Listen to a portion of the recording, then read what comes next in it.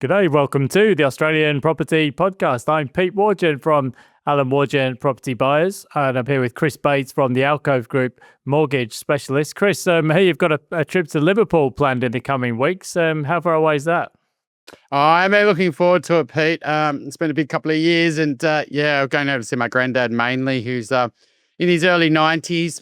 My grandma, who also lives in Liverpool, has only really met my daughter once, and she's now 5.5. So, looking forward to sort of going over and seeing them over in Liverpool in a couple of weeks. But we're also going to France for a couple of weeks as well, just with some friends and a bit of a family time. So, August is a bit of travel for us. But how's life for you?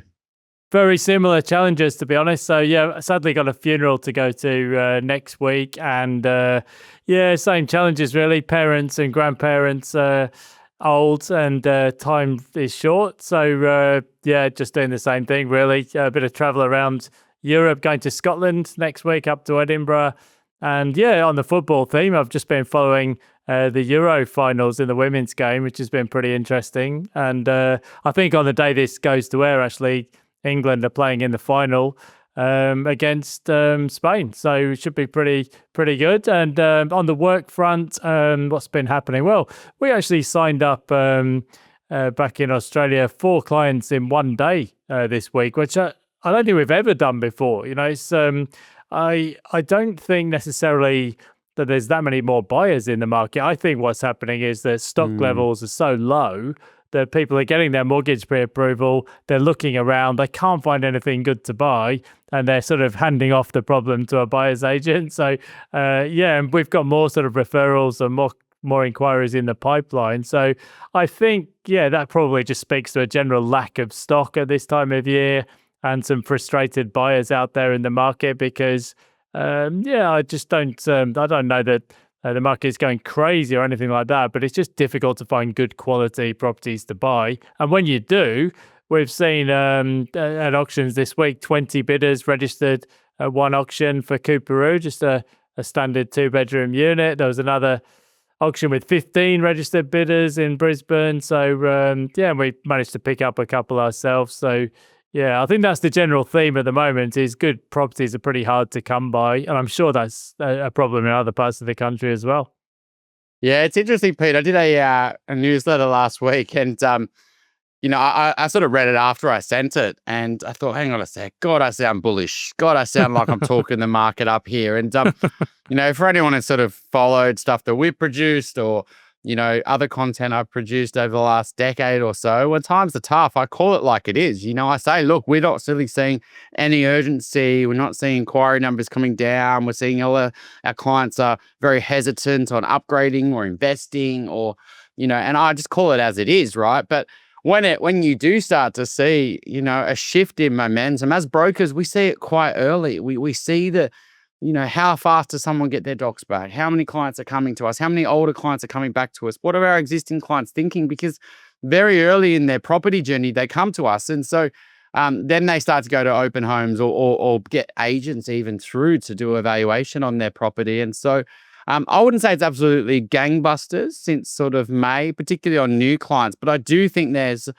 a pent-up demand always in property markets that is always there, building. And whether it's a first-home buyer that's been thinking about doing it for many years, they're not a new buyer. They're sort of a bruised buyer that's been trying to enter for a while. And they're actually a really powerful buyer, I would say, Pete, because when they come, they back the next time, they're ready to transact. They don't want to just not do it this time. And I would say since May, that's absolutely been happening.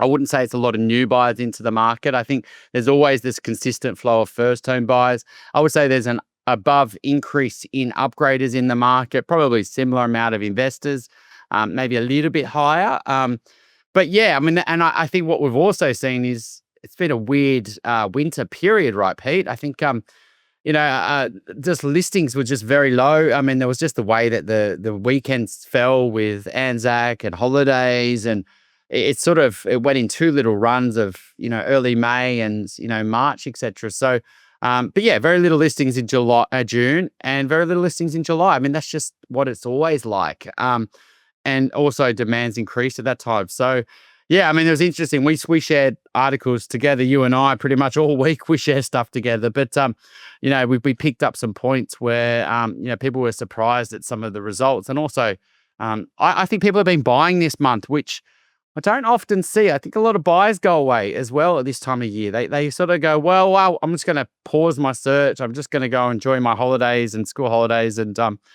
I'll buy once the market comes back. But we've seen a lot of people transact over the last month, which hasn't been the usual progress. One thing that does start to happen when the market is like that is that people start pinging you on Facebook or WhatsApp saying, look at this one. And there's properties that are going way over the price target or over auction reserves. And there's been plenty of that going on the past 2 weeks. And that's in Brisbane, vacant blocks of land, but also just sort of standard suburban properties. And occasionally you go, wow, look at that price. So there's definitely a bit of that going on. What's happened this week? We got the Reserve Bank board minutes for the July meeting, and it was pretty interesting reading, actually, because in the minutes it basically explained that the board felt there was already sufficient evidence to be confident that inflation is basically sustainably back to the middle of the target range, if not potentially lower. But the board was still thinking that the labour market was pretty tight. Of course, after the July monetary policy announcement, we got the labour force figures, and the unemployment rate jumped to the highest level in 43 months. So I think when you read through the minutes that were released this week, it sort of suggests that, well, we're going to get some more figures out before the August meeting. The labour market figures we've already had, and also just the Q2 inflation figures. But assuming no surprises there, the board minutes wording is pretty clear that basically there's further or additional reduction in interest rates over time would be warranted, and it's really about just the timing and the extent of how much, really. So that was pretty interesting to see, and we've got a couple of other bits of news as we go through our big three news stories of the week. But yeah, I think so. What that probably means is that we got the rate cuts in February and in May, and just continuing in that theme, we'll probably, all things considered, we'll probably get another one in August, which might just give the market a bit more of a fillip as we head into the spring selling season. What do you think? Yeah, I reckon it was just the mentality of not doing a double cut. That would be my call. If they just don't want to give, you can already see credit growth's pretty good, property prices are going up. I really want to make sure this inflation genie's back in the bottle. Do we just, that's the wording and the media jumping behind it, double cut, consecutive cuts. I just think maybe if you just delay it 1 month, you maybe just keep the lid on things. And I think that's ultimately what they're trying to do. They can always go a bit harder in time. But there's a 50% chance of a double cut. I mean, I don't think that's going to happen because for those reasons I just said. But I think that's where we're sort of headed. I think there has been a movement, though, Pete, when I'm looking at the money markets, is maybe there's one less cut by February next year. And I think that's a big deal because, that was potentially going to take the RBA rate under 3%. Maybe it's going to settle above 3%. And there's a psychological sort of number there, I reckon. So it's going to be interesting to see how it plays out all the way through till February. But I think the market will die again, like we just spoken about in June, July. It dies again in November, December, January. It's actually probably even a bigger death. And so if we do see another cut, I'm just looking at the RBA meeting dates, but you obviously got another one in February. Do they just have it, maybe 2 more this year, and then they do another one in February when the market comes back? I think either way, whether it's December or February or November or February, I don't think it makes a big difference. I think I think that change in the tenor of what financial markets are pricing. I think basically what happened, my reading of it, is when Trump started introducing the tariffs, the financial markets narrative was very much like, well, this is a once in a generation shift. It's going to really smash company earnings. Stock markets will be down 20 to 30%, and there's no escaping the pain. But then, as is so often the way in markets, as people had sort of digested or absorbed the news as it came through, and a few sort of trade deals got done, well, markets have calmed right down, I think. And in fact, stock markets have by and large completely recovered. So the ASX recently just touched a record high. And the S&P 500 in the US pretty much there too. So yeah, I think that probably is reflected in what's expected for interest rates back in Australia. The initial panic seems to have faded a bit now. Could make a comeback at any point, but yeah, we'll see how that pans out as we go along. So we'll go through our big three property news stories of the week, and stick around at the end because we'll go through a few of your listener questions in our Q&A. So the first story this week is just from the Australian Financial Review, just looking at the auctions market from the weekend. It was also reported in a couple of other places, I should say. But Melbourne auction clearance rates hit a 2-year high this week. And also, I think the trend in Sydney has generally been for things picking up. When you actually look at the detail of what's been reported by Cotality and elsewhere, I think it's largely about listings. Listings are probably 20% down on where they would have been for this time of year a year ago. And there's just not that much stock around overall. So I think... there's usually with these sort of weekend reports, you get sort of the odd example of properties that have gone blazing over reserve, and there's a few more of those happening in Melbourne by the looks of it. And yeah, it's certainly something we've experienced a little bit in southeast Queensland as well. So I guess is the trend now that things start to pick up through to October, November before things die off at Christmas? How do you see it playing out?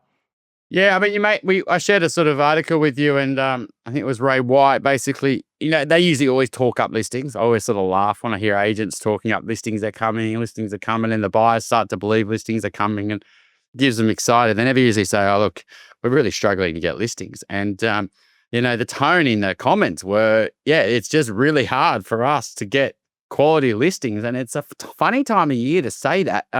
Because it's just at the start of spring.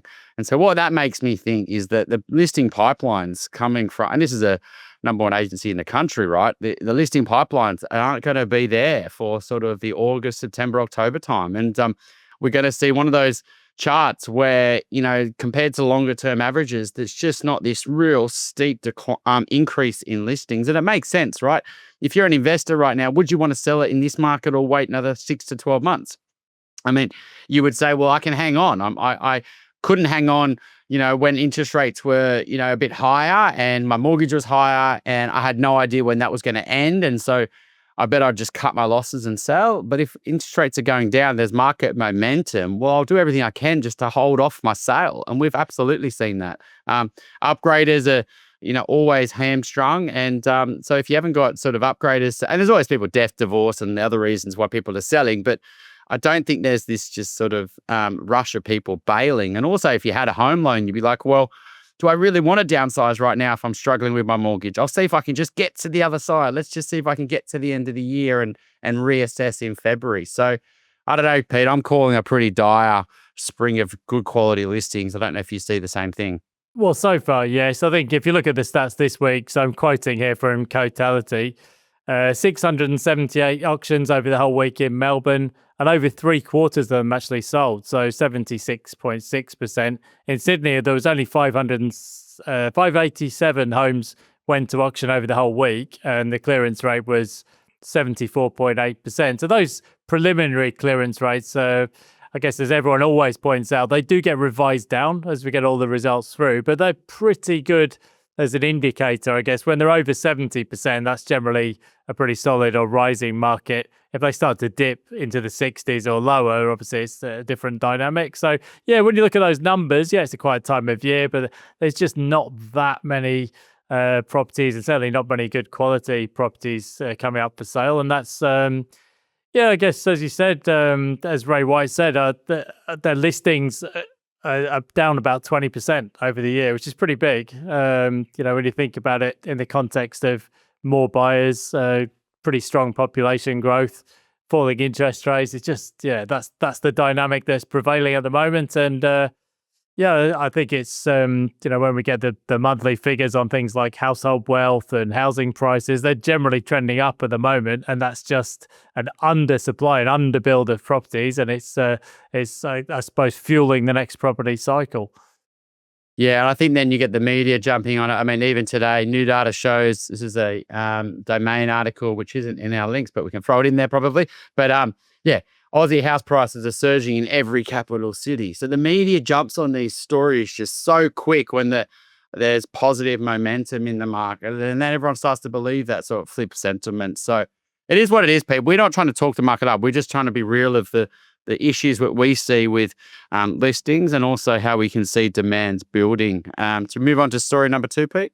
Yeah, so we got an update from APRA this week on macroprudential settings. It wasn't much of an update, to be honest. So basically, the serviceability buffer for mortgages remains at 3 percentage points. So just in plain English, if you go to the guys, Chris's team at Alcove, and you've got a mortgage that, for the sake of round numbers, is being written at a variable rate of, say, 6%, that means the lender's going to be running a stress test to make sure you can comfortably afford the repayments at a mortgage rate of 9%, which is pretty unusual situation when we're talking about interest rates going down. In fact, logically, it doesn't make any sense. APRA's explanation is that there's pretty strong credit growth happening anyway. It's expected to pick up as interest rates come down. I mean, essentially what we're getting here is that increasingly there's sort of a tendency to try and fine-tune what's happening in housing markets by using things like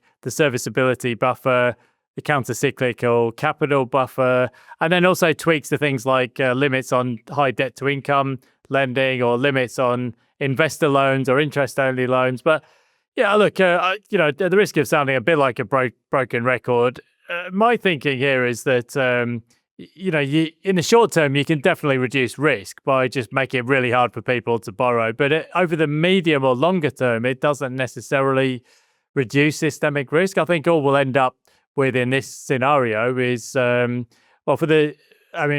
as an example, I've got clients and friends who are small-time property developers, just can't get finance. So they've given up for the cycle, no point in trying to build anything.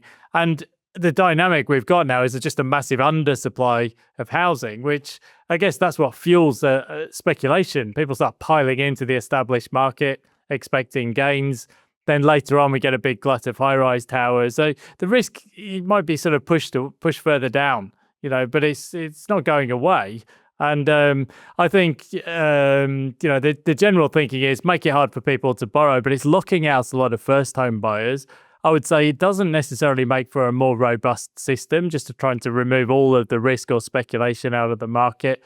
It's like the old sort of Greek saying or theory of hormesis: what doesn't kill you makes you stronger. You need a bit of you need the system to be stress tested at times. And I think all that's happening here is you're basically you're diverting the flow. It's like a river. You can put a dam in place, but it's just going to divert the risk somewhere else. People will go to smaller lenders or non-bank lenders. Investors will dominate more of the market at the expense of first-home buyers. And then, final point is that, yes, okay, well, at the moment, there's a bigger and bigger share of the market going to households with incomes of 200,000 plus.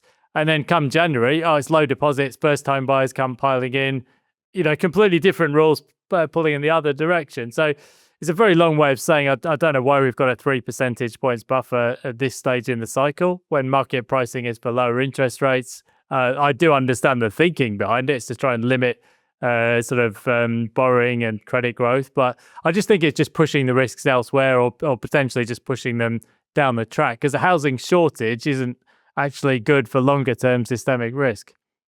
Yeah, I think the major concern is that they do decrease it to 2 or 1%, which they potentially could. And I think it's one in England. Bank of England's. I'll double check that, but I think it is 1%. But even if we went back to, let's say, 2.5%, I just don't see how a 3 percentage points buffer. You got a first home buyer comes to you guys for a mortgage. Oh, sorry, you can't borrow. It's like I don't know that this is a good thing for the market. And in fact, AFG's last quarterly index showed the share of investors in the market, 34%. It's the highest in 8 years. So yeah, it's not necessarily helping at that level anyway. Well, that's what I think. I think it probably makes more sense, right? Can we make a tweak for first home buyers who generally are at the start of their earning capacity or a few years into their growth of careers, and people are buying their first homes later than ever, right? It's not like you're 20s, just fresh out of uni, buying your sort of first home. Often people are doing it sort of 30 plus, and their careers are established. They've qualified. And if they get a mortgage, they want to work more than ever, right? Just to pay that mortgage off and get ahead of their mortgage, right? And it ties up a lot of their cash. And so I reckon that a tweak to allow first home buyers to borrow on a lower buffer makes a lot of sense. So it's interesting. CBA's got a policy at the moment when you've got HECS debt, and it's going to be paid off in the next sort of 1 to sort of 5 years. They've got some quirks where you can get done on a lower assessment buffer. And I think we're going to see some tweaks like this come across the banks, where banks can use a lower serviceability buffer for first home buyers, but then if you're an investor or you're an upgrader, you're still assessed on a higher buffer. And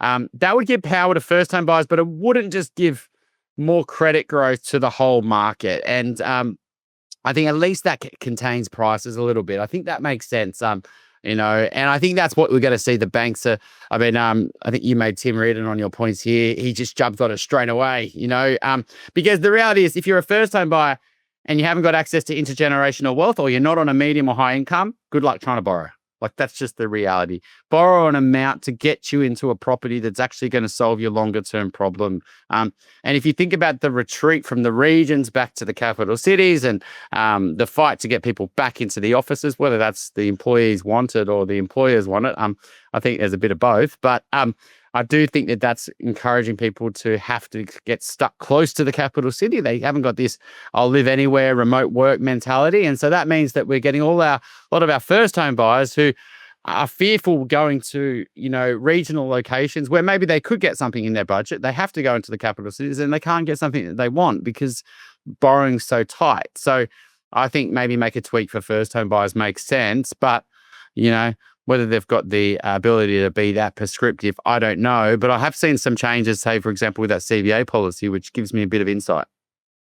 I think, generally speaking, I think it would be better if the macroprudential settings were just set and forget, unless there's an obvious, there's obvious signs of a deterioration in lending standards. But APRA said that's not the case at the moment. I just think it's always tempting to think that we can sort of, manage or massage financial markets. Left-wing governments have done this since forever. They think they can manage everything. They can direct, certain sectors or parts of the economy to grow. They'll pick winners here and there. I think that's the temptation with macroprudential measures. But, usually you'll find that markets have a pretty good way of working things out. If prices rise and rental yields fall away, well, investors start to lose interest eventually, and then you get to a point where prices just naturally cool or fall. And through the cycle, the market just sorts it out. When prices rise, people build more and vice versa. So, I just, the temptation is we keep making little tweaks here and there, but I would say it would be a lot simpler for people trying to make long-term decisions, particularly property developers, if the settings were just set and forget, unless there's an obvious problem. If there's a massive boom in interest-only lending, for example, okay, then probably does need a tweak or a speed limit. But otherwise, I just think endlessly tweaking things maybe not that good. Anyway, so we'll see what happens. But it looks like that 3 percentage points buffer is here to stay. I can't see any reason why it would now change, given what the release says. So, if you're a lower income earner, well, it sucks to be you at the moment, unfortunately. So it's just what the settings are put for. So there we go. So let's have a look at the third story of the week before we come on to the listener Q&A. So Jim Chalmers urged to reform tax for housing. So McKell Institute, I think it was Richard Holden and some others actually have talked about, really just urging the Treasurer to go big on tax reform. I think actually the Treasurer, Jim Chalmers, has previously hinted that there could be a sort of generational shift, a sort of big tax reform or bold tax reform in this political cycle. I think in terms of what might happen from a property market perspective, capital gains tax and the discount on CGT never sure how a tax gets called a discount, but but essentially, if you own an asset for longer than 12 months at the moment as an investor, you get a 50% discount from your capital gains tax. Well, maybe that gets tweaked potentially on a sliding scale or a different rate. I don't know that this would do much for housing supply, to be honest. Yes, it would raise some extra revenue, but when people talk in some of these online media articles, well, they'll give the government more money to build housing. I don't know. The government's really not building that much housing when you look at it as a share of the dwelling supply. There were some discussions online about removing the capital gains tax exemption for the principal place of residence, but I just can't see any government tackling that in Australia. In some countries, that is the case, but then generally there's a tax deduction on your mortgage interest as a home buyer, which we don't have in Australia. So I just don't see there'll be that much appetite for changing that. But maybe CGT for investors gets a look in. Anything else on the radar, do you reckon? Oh, look, I think it's these big tax reforms haven't worked for the governments when they've tried to sort of make them and then go to elections. And, the negative gearing, I think that one's been sort of put on the back pages for a while. But it sort of makes sense to maybe consider doing that at certain points. I think we've got a rental crisis. So do you really want to make it anti-investors? But I mean, we have got a lot of investors entering the market. They're just not buying where the old investors bought. And they're not obviously often going for where negative gearing is. They're actually going for higher yields. And so, that sort of old process of, buying your house near the city, investors just can't afford it anymore. And so I don't think that's going to be on the table. I do think maybe making changes to CGT could happen just because, if you earn $1 and you get paid that, well, you're going to probably pay 40, 50% of that in tax. That's just the reality. But if you make $1 in investments, well, as long as you keep it more than 12 months, you might only pay 20, 25% tax. And so you don't pay that tax till you sell one day. That's another interesting one. So you can keep that money invested, keep it growing. And then whenever you sell it one day, you pay the tax. So that's a big advantage. And even if you've got a property, you could potentially redraw that equity and then go and buy a boat or go and buy some lifestyle spending, go and spend that money that you've made. And you still haven't paid tax. And so there's some major benefits in actually building assets, particularly in resi, where you can sort of reborrow against it easily.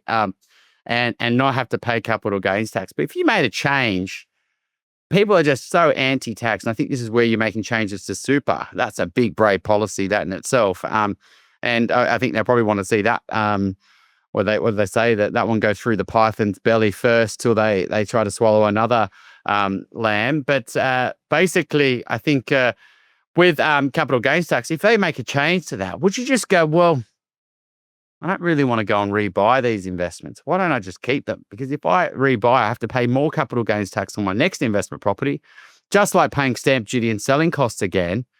I'll just keep it. I don't want to pay transaction costs. And so I think you'll find that a lot of investors just hold on to properties because they don't want to buy another one to pay more capital gains tax. And a lot of those capital gains tax things would be grandfathered, right? They aren't really sort of they're backdated. They sort of say, well, from this date onwards, if you buy an investment, it's under this tax rules. It's not the old tax rules. And I don't know, Pete, do you think that's the way they would do it? They're probably just grandfather it anyway.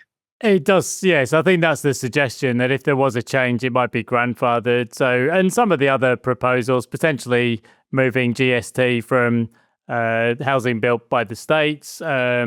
There's a round table coming up August 19th, 20th and 21st. So certainly CGT reform will be on the table. But I think, Labor, I think there's an internal document was leaked from Treasury that said basically we're miles off track on the housing target. I think, yes, but the government doesn't really build a whole lot of stock. I think at the state level, governments have acquired some hotels and turned those into public or social housing, and that sort of added a little bit to supply. But generally, if we're going to see 1 million or 1.2 million homes over 5 years, the market is going to need to deliver the vast bulk of that. And at the moment, we're behind.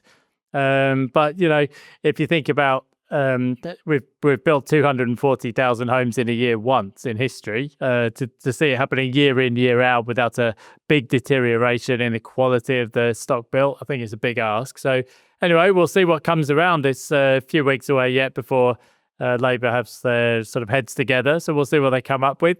Chris, we finish off with a few listener questions. Let's see if we can get through 2 or 3 of these. So from Phil McCavity, T.S. Eliot reference that one maybe, or maybe not. Shares versus property in SMSF. So pretty short and sweet question. I did see a news article in the past week or two that basically said, well, if you just throw all your money into a geared super fund, you'll make more money into a sort of stock market fund in your super. You'll make more money than you will in property. But when I looked at the article, it basically just assumed that the geared super fund went up and to the right forever, compounded away, never went down. So I suppose those sort of, those estimates are only as good as the inputs you put into them. I mean, generally, the benefit of property is leverage, but it's not quite as good in self-managed super potentially. And there's certainly more rules about what you can and can't do with a property in a super fund. So it's not for everybody. Do you get many people asking about super fund mortgages? I know sometimes the mortgage rates have been pretty high. Look, we have always been a bit against it. I think everyone's already quite undiversified into residential properties. Most of their wealth's in their home. Maybe they've got an investment property or two. And the people usually wanting to put property in their super fund are the people who are capped out on their resi lending, and they're looking at, can I buy another property? And super is probably their last resort. And so I feel like that's one of the reasons we're against it, is just people are already undiversified. Secondly, often the amount they can borrow in their super fund and the amount of cash they've got means they're going to go all in, and usually not in, I would say, an amazing, great property, really. Something that if you're going to buy something in your super fund, you want 100% sleep at night factor. Your super fund is your sort of backstop. It's something that will just accumulate in the background while you're working over your lifetime, particularly now when it's at 12%, and you can top it up. It'll just sit there and it'll just compound for you. And that's the reality. And I think if you do nothing besides have it in a decent super fund with low fees and have it in a high growth fund, and just let it sit there till now when you retire, you've really got not too much to worry about often for a lot of people. So why do you want to punt that? Why do you want to risk that backstop? And I think that's the big issue, is that people are so pro-property and anti-shares. But when you look at the compounding rate over shares over decades, it's a pretty good bet. And I would say that that's where people get it wrong, is that they maybe look at shares over short time frames or don't understand volatility, and they don't really look at their returns over the last 5 years compounded. They just see when the market goes up and down. They're like, I'll just buy property. Property always goes up, and that overconfidence bias. So there's a lot of problems with buying it in super. Yeah, you pay a higher interest rate, re-gearing it, a lumpy asset that you can't sell down in retirement. But there are some benefits, no CGT or limited CGT when you sell it, depending on the age that you sell it. Maybe you can gear it, you can get access to a bigger market exposure. And often when you potentially combine multiple super funds, so couples or even families, then maybe your options increase. But we have seen some, just in the last, year or so, we thought super fund lending was dead, but we've seen some non-banks come out with some pretty aggressive options in self-managed super funds. So whether they stick around or not, I don't know, but I'm on the fence with it. I really have to be proven. It's often usually people with bigger funds putting the max contributions, and being able to still diversify in their super funds are the ones we consider. I think, yes, you stole the words out of my mouth. I think when you think about it these days in financial markets, it's so easy to get a diversified portfolio of ETFs. You can get exposure to bonds, fixed interest, global stock markets, Aussie stock markets, and you can pick. There's a fund for everything now. If you're going into property, you're just buying one asset. So that's really the risk you're taking, especially if you've just got a small super fund balance, is that all of your eggs are potentially in one basket. So you would have to get it right. And that's your pension you're playing with. So that's the risk you take, I guess. Second question from Crystal Ball. Hi, my question is sell or keep. I bought half a house 10 years ago with my parents, but they've recently split, so we need to decide what to do. The house is 30 plus years old. It's in a great position on the Sunshine Coast and has gained approximately $450,000 of equity. I have options, but my main concern is the property is old and needs work, or will the value of the land supersede this concern? It's a big decision. And I feel like it's a massive pivotal point for my future. Well, I mean, just based on the wording you've used at the end there, I would say probably take some professional advice. I think if it's a big financial decision, you really need to go in eyes wide open. Because as you said, if it's an old property and it needs a lot of work and then it's complicated managing it between 3 different people, yeah, that's probably one to get some professional advice. I think just broadly speaking, I think the Sunshine Coast we've got a massive issue with supply. There's very little appetite for medium density building on the Sunshine Coast generally, it's particularly in the sought after locations. So we've got more or less constant undersupply of housing, and it's just going on and on and on. And the area is just becoming more and more popular. So I think the asset will probably do well just from a land value perspective. I don't obviously know the property in question. So I think that's the case for holding, is just that there's just a never-ending undersupply of housing, it seems, on the sunny coast, particularly for detached homes. But yeah, it's hard to say in terms of the repairs that might need doing, because of course there's quite a lot of old and decrepit housing stock in Queensland too. What do you think, Chris?